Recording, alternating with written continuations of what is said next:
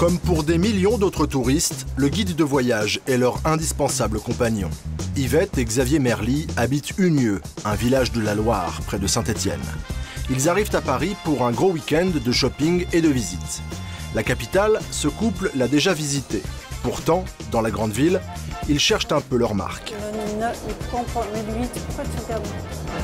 Alors, dans les transports, pour l'hôtel, les visites ou les magasins, ils s'appuient sur leur guide de tourisme, comme ils le font aussi lorsqu'ils voyagent à l'étranger.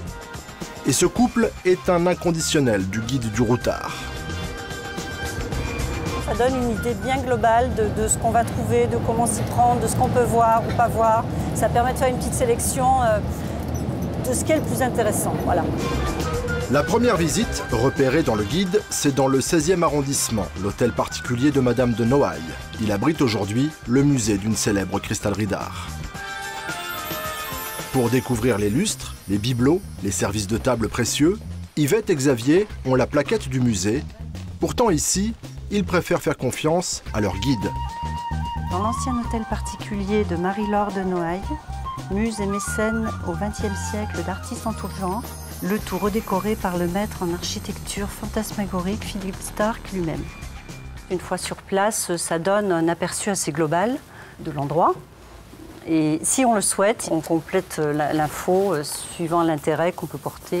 Par exemple ici, à telle salle ou à telle autre, on complète avec les infos du musée. Voilà. Après le musée, un peu de réconfort. Direction la rive gauche. Sèvres-Babylone, un quartier idéal pour faire du shopping.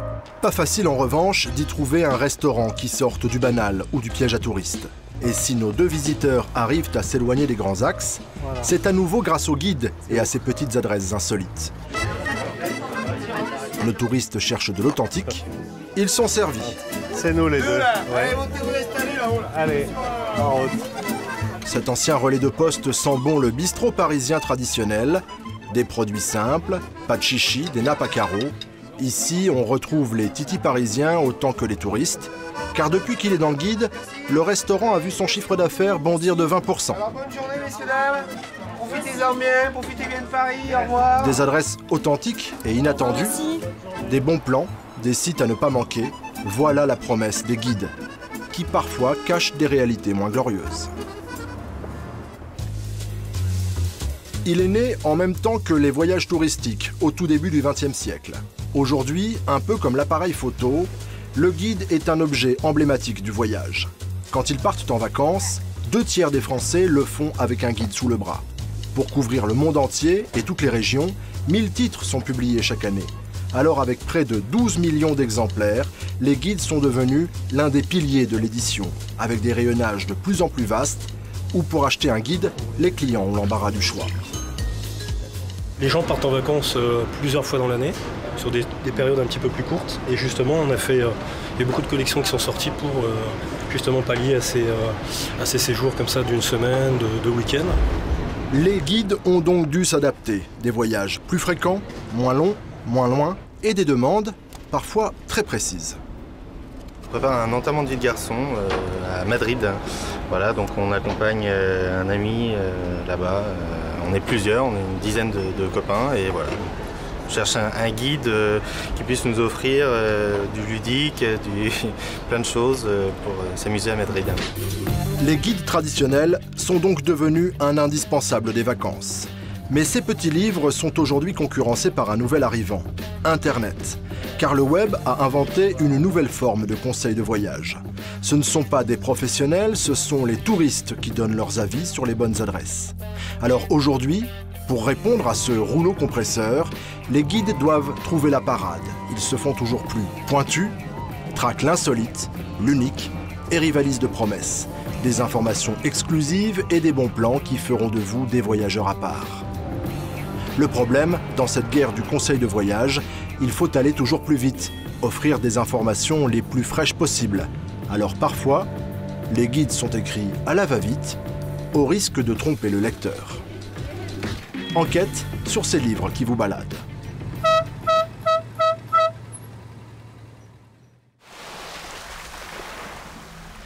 Écrire un guide de voyage, c'est déjà partager le quotidien des vacanciers.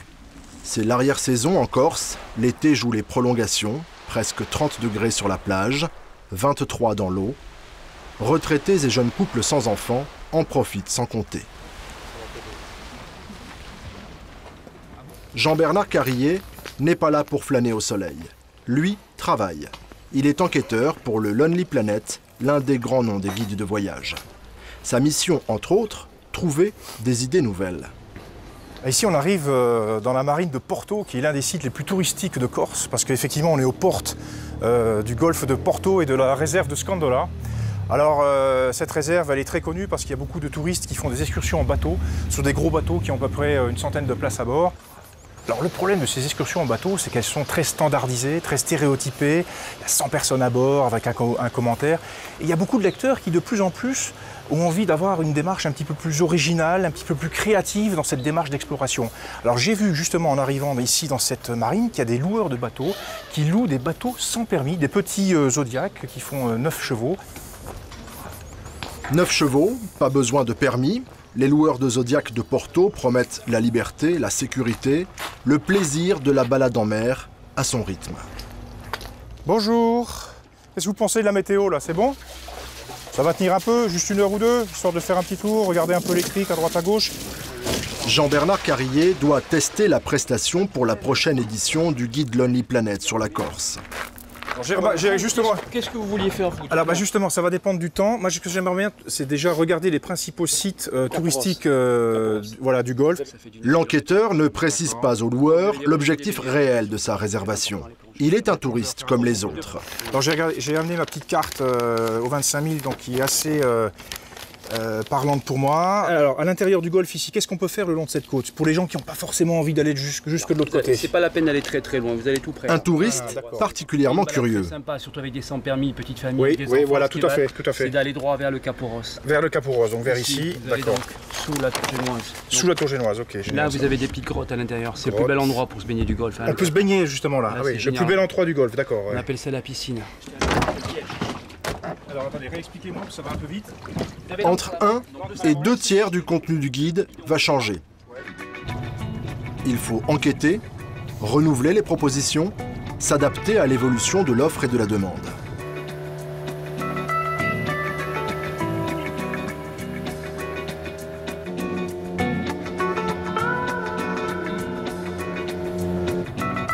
Après 40 minutes de mer, Jean-Bernard a trouvé la piscine, l'un des sites les plus réputés du golfe de Porto.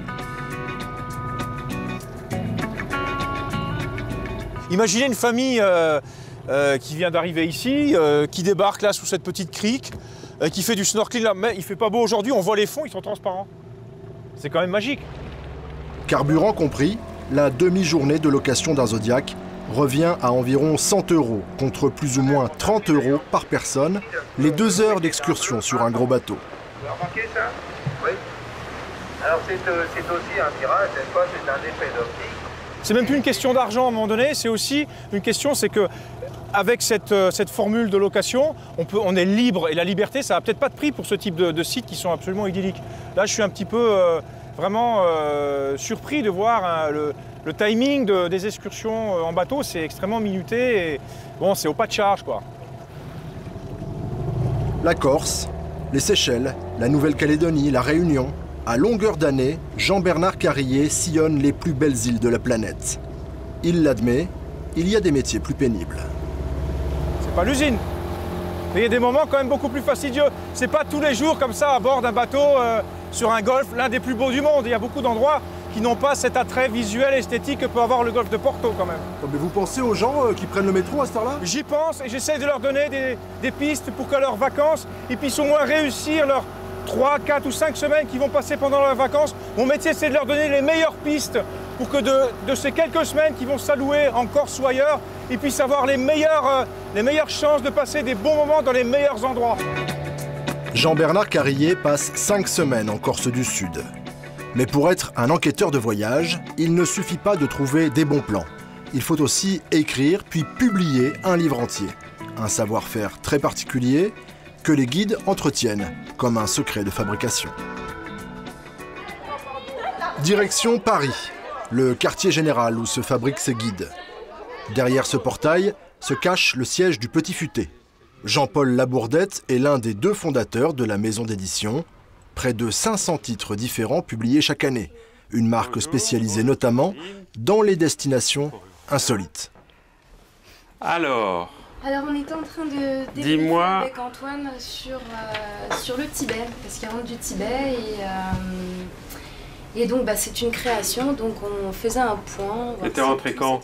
Je suis arrivé il y a quelques semaines. Tu es resté combien de temps? En tout, 1 mois et 1 semaine. C'est pas mal.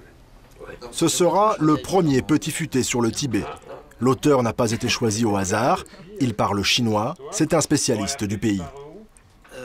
Il y a vraiment une connaissance de la région, de la destination qui est au départ très forte, parce qu'on n'imagine pas de parachuter quelqu'un au Tibet ou au Niger ou en Albanie qui n'aurait jamais mis les pieds dans ce pays. Il a été rentré dans la base de données. Après les aventures de terrain, place maintenant à la vie de bureau.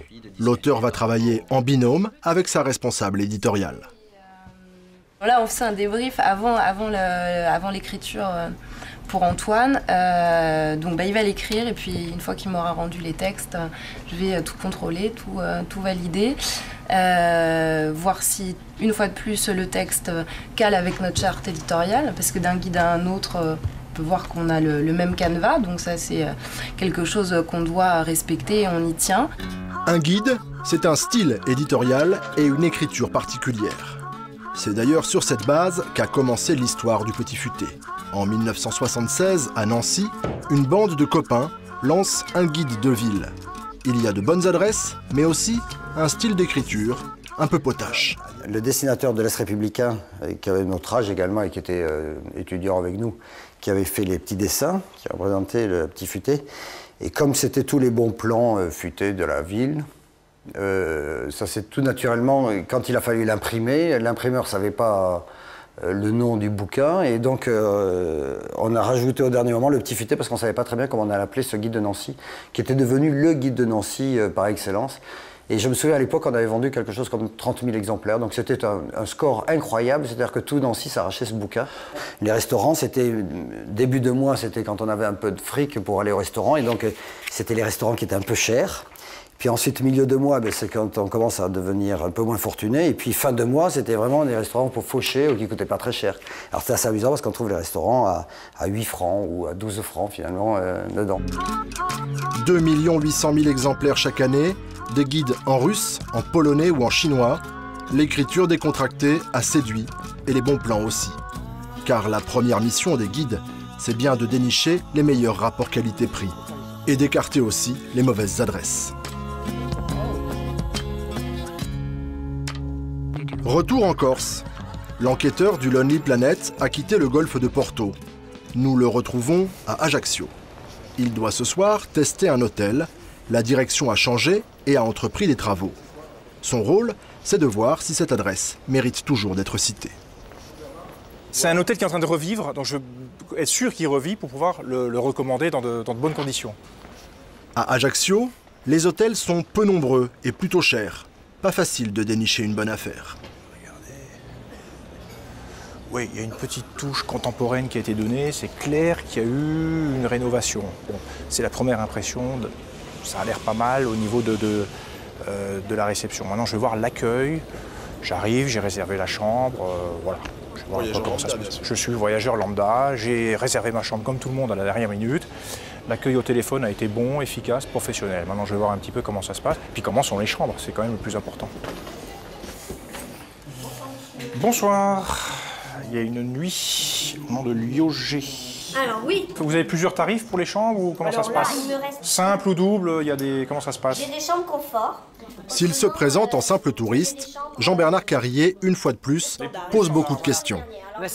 Là, vous m'avez donné une standard, c'est ça? Oui, j'ai des standards. Elles ont vu sur quoi les chambres en général? Alors là, vous avez vu sur cours là. Vue sur cours, d'accord. Franchement, là, c'est pas ce qu'il y a de plus beau. Hein. D'accord, ok. Ascenseur?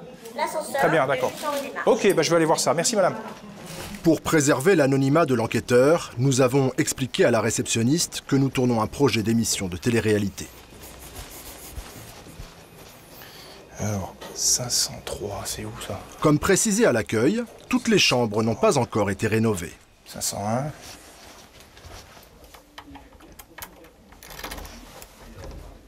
On entend le bruit de la télé à côté. Bon, j'espère que c'est pas trop gênant.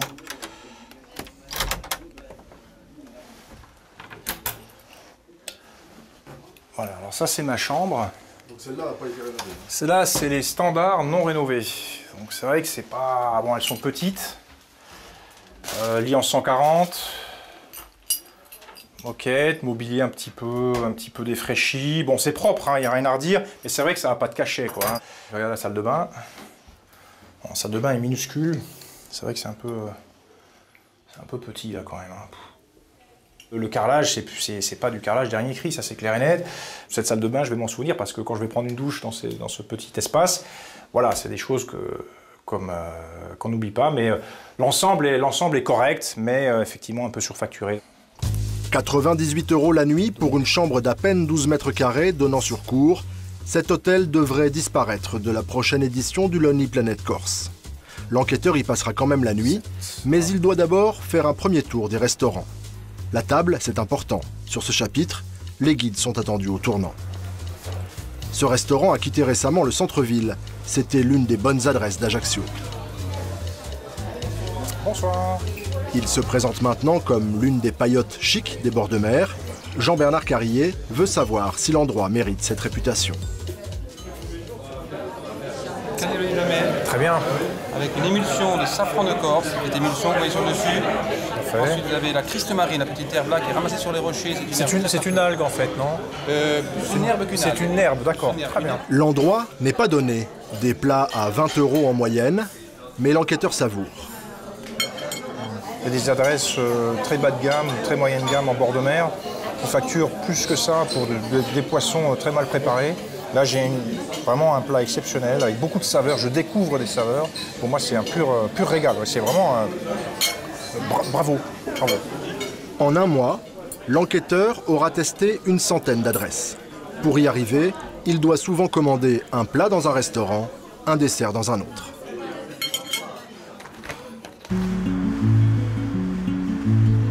L'enquêteur veut aussi proposer aux touristes de l'été prochain un parcours dans les hauteurs, pour un peu de fraîcheur et de tranquillité, à 1 heure à peine des plages bondées d'Ajaccio. Il part donc en repérage dans la vallée du Liamone. Alors qu'il approche de la commune de Murzo, perdu en plein maquis, l'enquêteur aperçoit la ferme d'un producteur de miel et de charcuterie. C'est à l'entrée d'un tout petit chemin privé. J'aime bien ce côté un petit peu... voilà, c'est une adresse qui se mérite peut-être. Hein.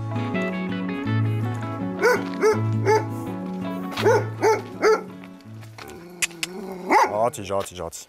C'est bien, c'est bien. Il y a quelqu'un? Bonjour. Oui, bonjour monsieur. Vous faites de la vente directe? Oui. De miel, de fromage? Attendez une seconde. Oui. Bonjour monsieur. C'est Romain, bonjour. Vous avez du miel? Oui. Alors c'est quel type de miel? Parce que j'ai cru comprendre qu'il y a beaucoup de types de miel ici. Oui, là j'ai du miel toute fleur. Hein. D'accord. Véritable obsession des enquêteurs de guides de voyage, débusquer la petite adresse insolite, hors des sentiers battus. Goûter des spécialités locales chez un petit producteur, au milieu de nulle part. Voilà peut-être un bon souvenir de vacances, authentique. Donc c'est du miel toute fleur que vous avez? Voilà, c'est toute fleur, d'accord. Donc je vais vous faire goûter celui-là. Hein. Moi je fais surtout le miel et la charcuterie. Et la charcuterie, voilà, ah oui d'accord, vous faites charcuterie, oui. Et là c'est pas la saison pour la charcuterie? Si, moi j'en fais. Ça a commencé? Oui. D'accord. Vous faites quoi d'ailleurs? Je fais tout, saucisson, coque, lonze, figatil. Il est bon. À propos de la charcuterie, l'air de rien, l'enquêteur va mettre à l'épreuve l'honnêteté du producteur. Et c'est avec du porc corse ou comment vous faites? Une partie corse et une partie étranger, entre guillemets. Un bon point pour Michel. Il n'utilise pas que du cochon corse, mais contrairement à beaucoup d'autres charcutiers de l'île, lui le reconnaît. Vous faites combien les saucissons? Ça dépend si je les vends en détail ou je les vends en vente directe comme ça, en vente directe. Je les vends 20 € le kilo. 20 € le kilo, d'accord. Okay. Oui, ce qui est raisonnable.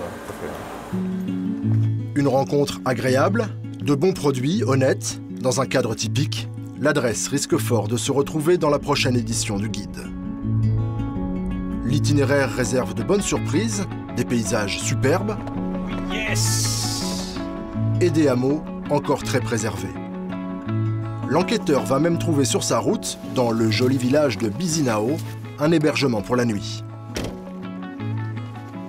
Bonjour. Christian, enchanté. c'est moi qui m'occupe du gîte. Il s'agit d'un gîte d'étape.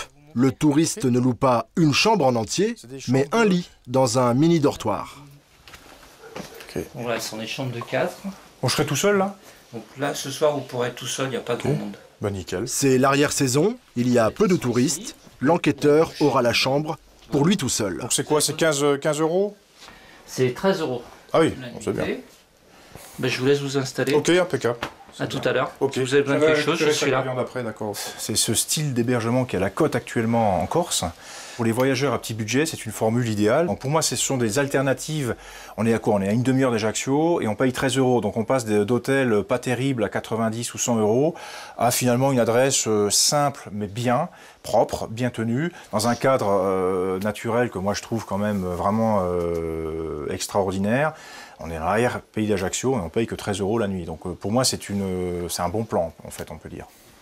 13 €, un bon plan, une bonne nouvelle pour Jean-Bernard Carrier, car comme un touriste ordinaire, il doit régulièrement faire le calcul de ses dépenses. Son budget est limité. J'ai à peu près entre 4 600 et 4 800 € pour le mois de travail, ça comprend toutes les dépenses. Donc je suis comme les voyageurs, dans les mêmes conditions, il faut que je trouve le meilleur prix pour une voiture de location, pour l'aérien, et puis mes hébergements, tous les 3-4 jours, il faut que je fasse un petit peu un contrôle de mes dépenses, comme exactement le font les gens qui voyagent en Corse. Et puis quand j'ai une mauvaise adresse que j'ai payée cher, je ressens la même déception, la même amertume que les gens qui voyagent et qui ont l'impression aussi de s'être fait arnaquer. Donc je suis vraiment dans les mêmes conditions. Une fois retiré la location de voiture et le carburant, les billets d'avion, il reste à peine 120 € par jour à l'enquêteur pour se loger et se nourrir. L'enquête de terrain coûte cher. Pour la Corse, ce n'est pas un vrai problème, l'éditeur sait que ce guide se vendra bien. En revanche, sur des destinations plus confidentielles, l'opération n'est plus forcément rentable. Alors aujourd'hui, pour arriver à sortir toujours plus de guides, les éditeurs cherchent de nouvelles formes de financement. Des financements qui parfois peuvent poser problème. À Paris, les fondateurs du Petit Futé sont devenus de vrais businessmen. Ce jour-là, porte de Versailles, Dominique Ozias et Jean-Paul Labourdette sont au Salon du Tourisme. Vachement bien et tout. Ah, puis il est très agréable. Mais ça nous amuse de regarder la pub, par exemple. C'est-à-dire ceux qui investissent dans le tourisme. Parce que s'ils investissent dans le tourisme, c'est pour recevoir des touristes. Donc s'ils reçoivent des touristes, c'est qu'ils vont recevoir beaucoup de monde. Et donc on va avoir la possibilité de vendre des guides. Ouais, on va flairer un peu les choses. Ce salon, c'est le rendez-vous annuel des professionnels du voyage. 300 stands, les tours opérateurs, les grandes agences, les offices de tourisme du monde entier. Ici, les patrons du Petit Futé viennent faire des affaires. Car les destinations touristiques ont besoin des guides pour se faire connaître. Illustration sur le stand d'une grosse agence de voyage de Tahiti. Ça va toi? Ça va mieux. On a eu quelques difficultés là pendant 1 an ou 2 avec la crise et tout. Oui. Avec le Petit Futé, ça va tout? Ça, c'est pas un souci, je dis au contraire, c'est bien. Un guide pour nous, c'est un support à la vente de notre destination. Tahiti doit beaucoup au Petit Futé russe. Parce que je crois qu'on a été les premiers à créer le marché Tahiti en Russie en faisant un guide de Tahiti. Ce qui n'était pas évident pour nous, parce qu'en plus il y a la langue. Hein, il y avait le travail que vous avez fait en amont a été très bénéfique pour notre destination, ça je le reconnais. En matière de relations publiques, Dominique Ozias sait y faire. Olivier, qui est mon pote à Madagascar. D'accord. Et de poignées de main en embrassade, on ne sait plus très bien qui courtise qui dans la grande famille du tourisme. C'est des gens, ils sont tous sympas, hein. Ils sont tous souriants, agréables, ils sont bien élevés, ils sont intelligents, ils ont toutes les qualités de la terre. C'est la grande famille du tourisme. Et en famille, on fait des affaires. Ce papou en pagne traditionnelle a fait 15 000 km pour accompagner la sortie d'un guide sur son pays. Tout est bon pour piquer la curiosité de la presse spécialisée. Le Petit Futé publie un guide sur la Papouasie-Nouvelle-Guinée. C'est une première. C'est un nom qui fait un peu sourire, dans la mesure où c'est un pays qui est tellement loin est tellement un peu secret et assez inconnu finalement. Actuellement, il existe un seul guide à jour sur la Papouasie-Nouvelle-Guinée. Il est écrit en japonais. Alors, pour le responsable de l'Office du tourisme national, ce lancement est très important pour attirer plus de visiteurs.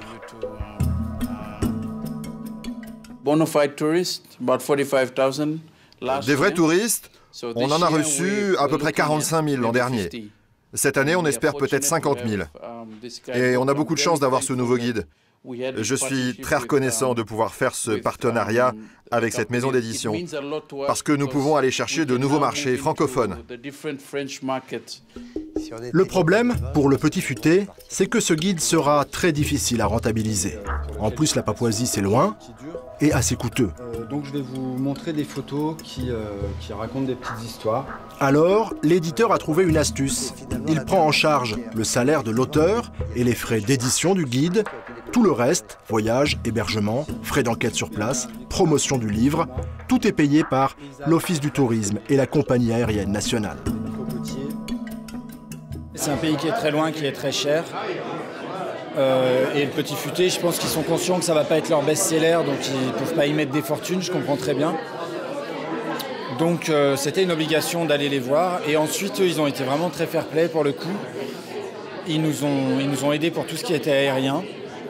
Ils nous ont mis en contact avec les principaux opérateurs du tourisme en Papouasie. Au final, c'est donc la Papouasie qui aura payé une bonne partie du guide qui lui est consacré. Pas facile dans ces conditions de rester objectif. Cette pratique est largement répandue chez tous les éditeurs. Ils cherchent des sources de financement dans un marché bousculé par un nouveau concurrent performant, Internet.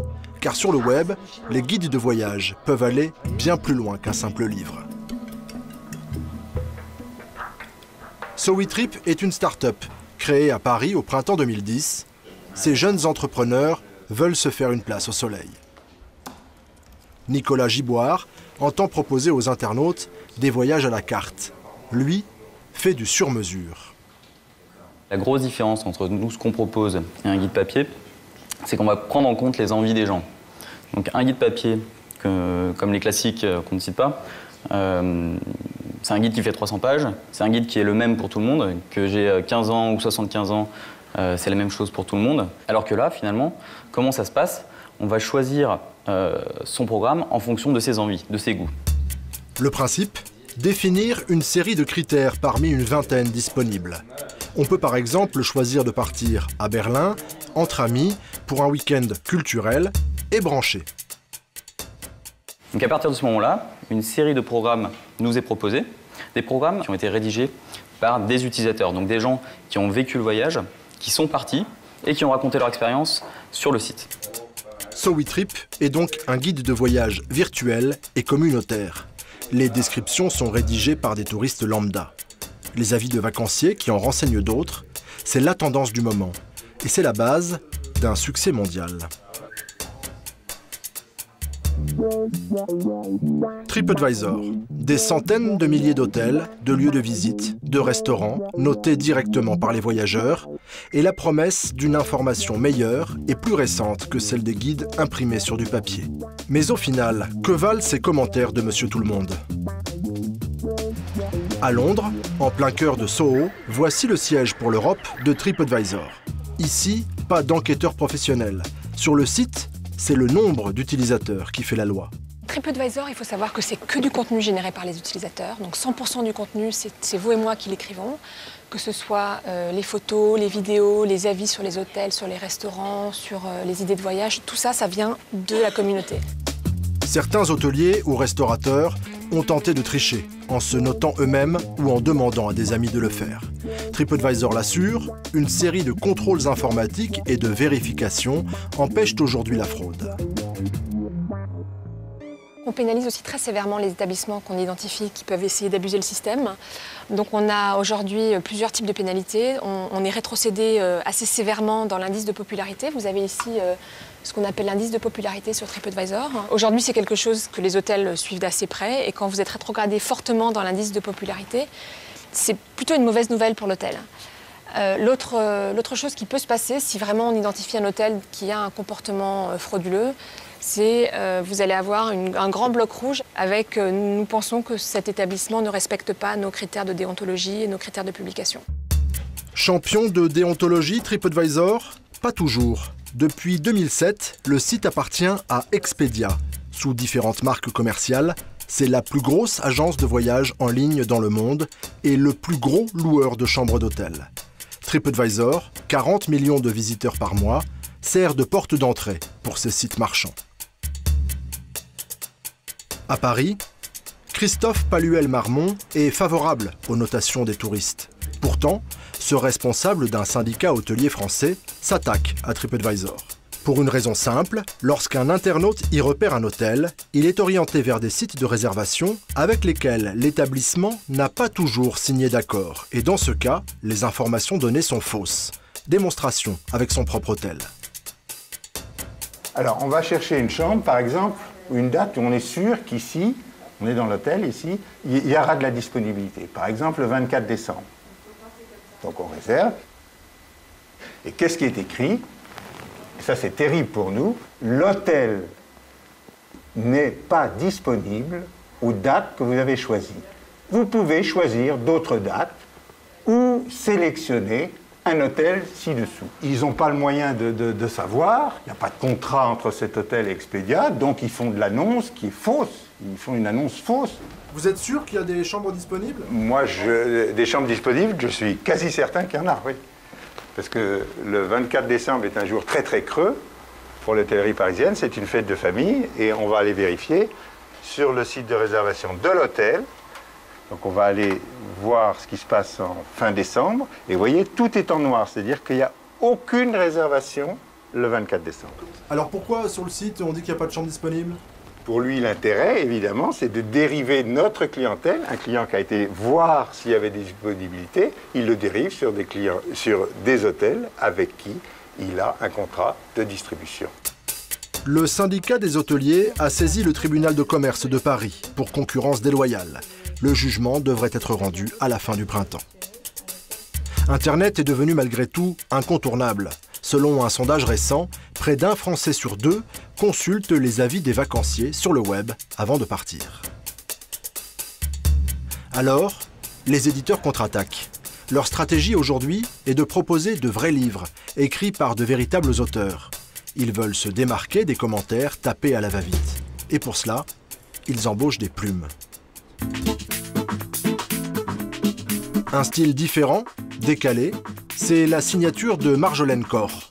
Elle est journaliste, auteure de 2 guides sur Londres et Paris. Elle écrit aujourd'hui un Paris insolite dans le quartier de la Butte aux Cailles, en plein cœur du 13e arrondissement. Elle cherche la Petite Alsace, une résidence à l'histoire insolite. Il faut être attentif pour la trouver. On peut venir visiter la Butte aux Cailles et complètement passer à côté du village alsacien, et c'est quand même dommage. Un ensemble architectural du début du XXe siècle. Marjolaine, pour l'instant, n'en sait pas beaucoup plus. Voilà, donc on n'est plus du tout à Paris, là. Une trentaine de maisonnettes à colombage, autour d'une grande cour rectangulaire, ambiance village de province, au cœur du 13e arrondissement. Marjolaine Corr doit maintenant en apprendre un maximum sur l'endroit. Je vais essayer de découvrir comment il a atterri là, comment il a été construit, par qui il a été imaginé, et savoir s'il y a des petites anecdotes qui pourraient prêter au sourire. Je travaille sur un guide qui va parler de la Butte aux Cailles, et je voulais savoir si vous connaissez l'histoire du village alsacien, comment il est né. C'est né à l'instigation d'un abbé qui s'appelait l'abbé Violet, qui a décidé de faire construire pour les familles nombreuses d'ouvriers des pavillons où il y avait le minimum de confort, à savoir il y avait les toilettes et l'eau courante. Bon, et l'architecte, c'est Walter. Donc Walter était originaire de l'Est de la France, c'est pourquoi il a appelé ça la Petite Alsace. Et en même temps, il faut faire attention à la haut, qui a été construit par Walter également, s'appelle la Petite Russie, ça là-haut. Ah bon? Ouais. La Petite Russie qui se cache derrière le village alsacien. Un autre lieu, inattendu, Une autre histoire, insolite, que va maintenant découvrir Marjolaine. Sur les endroits les plus connus, les guides tentent aussi de décrire les toutes dernières tendances. Destination Times Square, au cœur de Manhattan, à New York, une ville qu'Antoine Bess connaît déjà bien. Ce journaliste a longtemps travaillé pour des magazines culturels. C'est un spécialiste de la nuit. Sa mission aujourd'hui, faire rêver les lecteurs d'un nouveau guide avec les adresses les plus branchées de New York. Première étape, sur le toit d'un bel hôtel, pour une rencontre précieuse avec son informatrice. Hello. Hello, Gabriela. Thank you for meeting me. Gabriela travaille pour différents magazines de la ville. C'est la New-Yorkaise branchée par excellence. Elle connaît tout des dernières tendances. Et c'est elle qui, dans un premier temps, va diriger Antoine vers les adresses les plus improbables. Il y a tellement d'endroits et quand vous avez à trouver des bars dans des quartiers si différents et des genres de bars tellement variés, pour plaire à des touristes étrangers en visant le meilleur de ce qu'offre la ville, et il y a tellement de choses. Je pense que faire le tri, c'est ce qu'il y a de plus difficile. Oui, tu as fait la partie la plus pénible. Et moi, j'ai la plus facile. Juste aller voir les choses. Oui, je me suis sacrifiée pour toi. Merci. Pour l'enquêteur, ce travail de sélection en amont est très précieux. Souvent les guides se repompent les uns sur les autres, parce que les adresses ne se génèrent pas ex nihilo.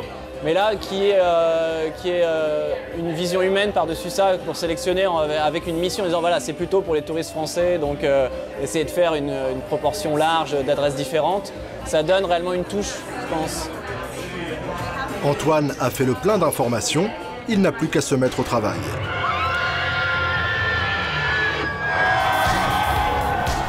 Halloween bat son plein à New York. Plus d'1 million de personnes se donnent rendez-vous sur la 6e avenue. Ce soir-là, la ville qui ne s'arrête jamais mérite particulièrement sa réputation.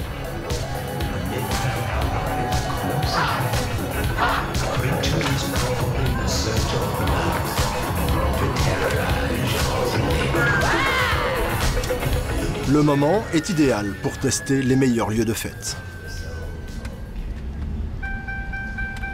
Otto Shrugged Head, that's it. Tiki Barn now. So right here. Antoine va maintenant découvrir l'un des bars conseillés par son informatrice, l'Otto Shrunken-Head, un bar de nuit perdu sur la 14e rue. Une adresse introuvable si l'on n'est pas très bien tuyauté par des New-Yorkais.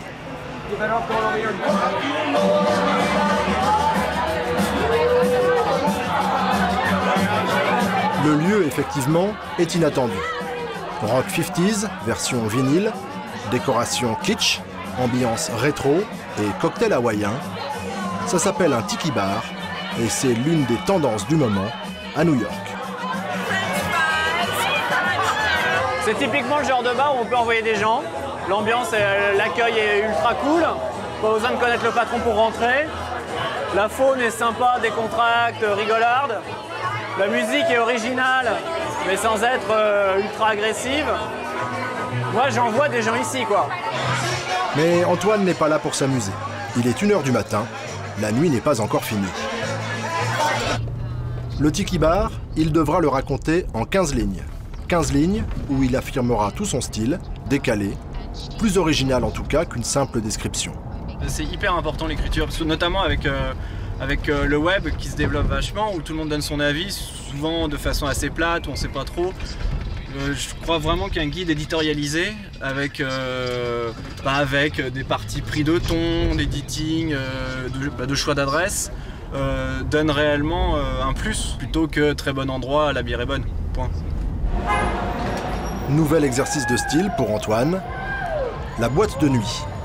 Meatpacking District, le nouveau quartier qui bouge au sud de Manhattan. Et voici le Cielo, un club à la mode. Première vérification, la sélection à l'entrée.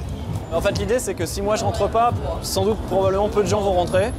Donc du coup, je le conseille pas. Donc on va voir, a priori, on devrait rentrer. En tout cas, on est à 20 cm là, c'est bon. Merci.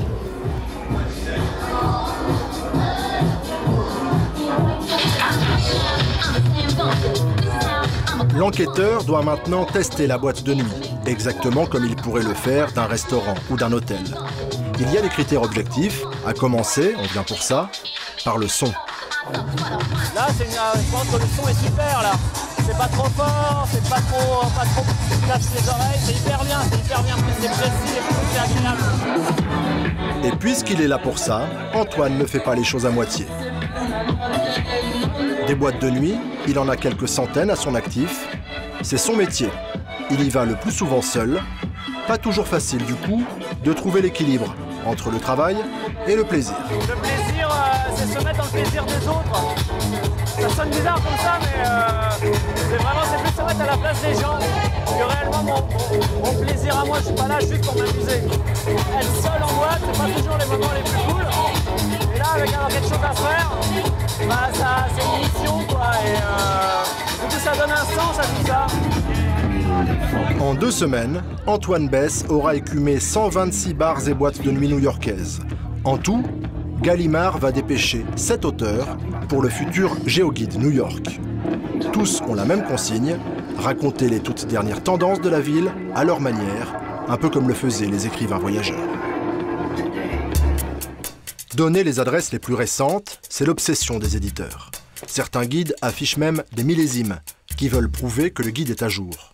Attention, les belles promesses ne sont pas toujours tenues, et parfois même, c'est à se demander si le guide est déjà venu sur place. Destination, le nord du Cambodge, la région de Siem Reap. Cette petite ville est en plein développement touristique depuis une dizaine d'années.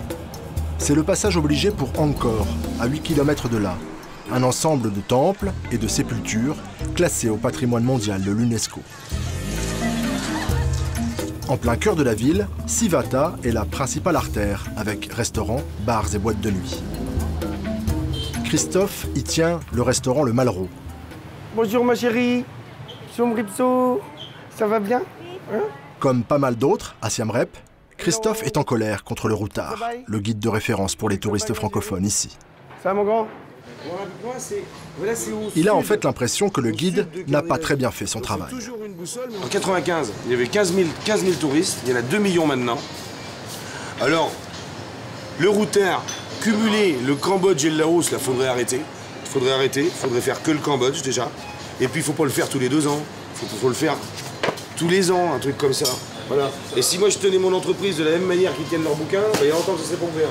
Sessionnel. Un coup de gueule lié sûrement à l'absence de son restaurant dans le guide. Je suis très déçu et vexé de ne pas être dans le routard. Surtout de voir qu'il parle de plusieurs établissements que des fois, même moi qui suis là depuis 5 ans, je n'ai même jamais connu, qui sont fermés depuis, voire 5 ans. Mentionné ou pas, un restaurant, c'est la liberté et le choix de l'enquêteur.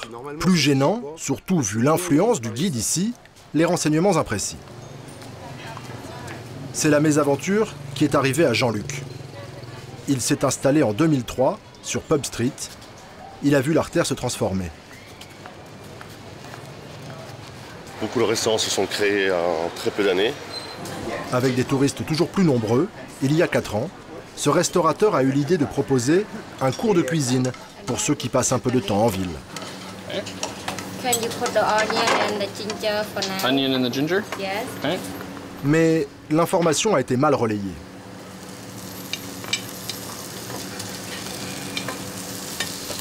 À l'origine, les cours étaient en anglais et en français. J'ai dû arrêter les cours français par manque d'informations au niveau des guides français qui n'ont pas répertorié l'école de cuisine comme étant une école bilingue.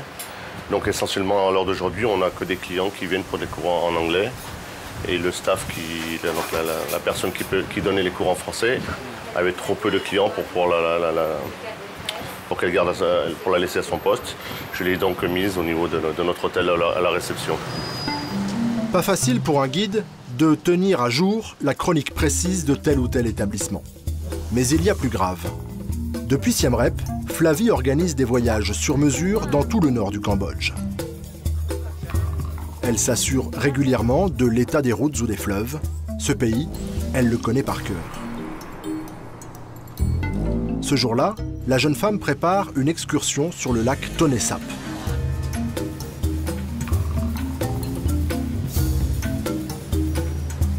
Flavie emprunte ensuite la route qui part de Siem Reap vers Phoi Phet, la ville frontière avec la Thaïlande.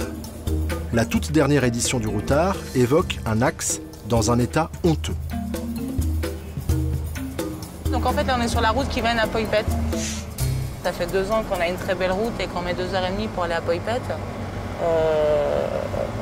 Et je pense qu'ils ont gardé les infos d'avant. Parce qu'avant, effectivement, c'était de la piste, une route très très mauvais état, des fois des ponts où il fallait passer à côté parce que les ponts étaient aussi en mauvais état.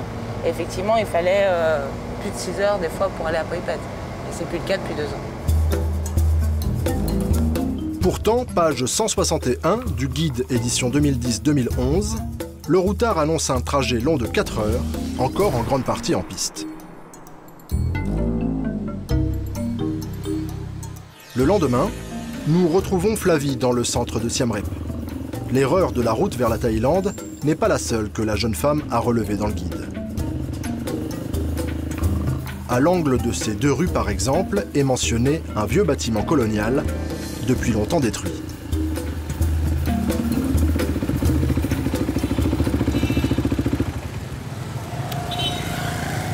Donc là, c'est un très bel exemple aussi. En fait, ici, avant, il y avait le tribunal. Donc il est encore cité dans le guide du routard. C'était effectivement un bâtiment colonial, mais il a été détruit au début des années 2000. Des bâtiments coloniaux depuis longtemps disparus, de mauvaises pistes qui sont en fait de confortables routes, le tout dans un guide daté 2010-2011. Au Cambodge, le routard ne semble pas à la dernière page. Alors pour comprendre, nous nous rendons à Paris, au siège du guide du routard. On conçoit ici les guides leaders sur le marché français. Dans le bureau du patron, Philippe Glohagen, sont justement réunis 2 de ces enquêteurs spécialistes de l'Asie du Sud-Est. À Ubud, qui est la partie centrale, tu sais, ce village d'artistes, là où il y a... Et très vite, se confirme une impression laissée lors de notre enquête. Les éditeurs de guides surveillent leur budget de près. Le temps, c'est de l'argent. Alors, il est compté. Quand on ne part pas en vacances non plus. On a des itinéraires souvent bien ficelés et très serrés et que parfois on va buter sur un endroit, on va perdre du temps ou alors on va nous indiquer une adresse qu'on n'avait pas prévu de visiter et qu'on va perdre du temps aussi à chercher. Et après, donc, qu'est-ce qu'on va faire? On va se dire, bon, on n'a plus le temps parce qu'il faut qu'on enquille sur une autre ville et parce qu'après on a un autre itinéraire, parce qu'on a un bus à prendre ou un train à prendre. Et à ce moment-là, on est obligé de squeezer les infos. Autrement dit, si des erreurs apparaissent, c'est par manque de temps. Et ce n'est pas tout. Philippe Glohagen l'admet, une partie du travail consiste aussi à recueillir des informations qui n'ont pas été vérifiées directement sur le terrain par les enquêteurs. On ne connaît pas tout. En plus, le Cambodge, l'information est plutôt difficile d'accès. Les offices de tourisme ne sont pas crédibles. L'information n'est pas simple. Et donc, je revendique aussi le droit à l'erreur. Malgré tout, au routard, on assure qu'au Cambodge notamment, un enquêteur vient chaque année remettre le guide à jour. Pourtant, ceux qui connaissent bien ces guides doutent de la fréquence des visites. Ce journaliste en est persuadé, le routard n'est pas toujours très vigilant. Pour son livre, À charge, Baudouin et Chapas a enquêté pendant 1 an sur le guide. Et pour lui, le routard ne dit pas toujours la vérité. Quand par exemple, il annonce 80 enquêteurs réguliers, ce serait en fait 2 fois moins. Moi, pour avoir un petit peu enquêté sur ce guide, je me suis rendu compte que ces chiffres étaient largement surestimés. À 40, ils ne peuvent absolument pas remettre à jour chaque année 120 guides. Ils vont se concentrer sur les meilleures ventes, sur les best-sellers, et ces guides qui sont les guides Bretagne, les guides Corse, le guide de New York, sont des guides qui, globalement, sont meilleurs que les autres. Encore faut-il avoir en tête qu'ils ne sont mis à jour que tous les 2 ans, et non pas tous les ans, comme l'annonce la couverture. Autrement dit, on peut changer un millésime sur une couverture sans forcément avoir enquêté à nouveau sur le terrain. Les guides ne sont donc pas toujours aussi à jour qu'ils le promettent. Un atout pour de nouveaux services qui, eux, offrent des informations très fraîches. Le guide de voyage pourrait bien prendre la forme d'un simple téléphone portable. Rodolphe Delaunay est consultant informatique. C'est un spécialiste des solutions pour les professionnels du tourisme.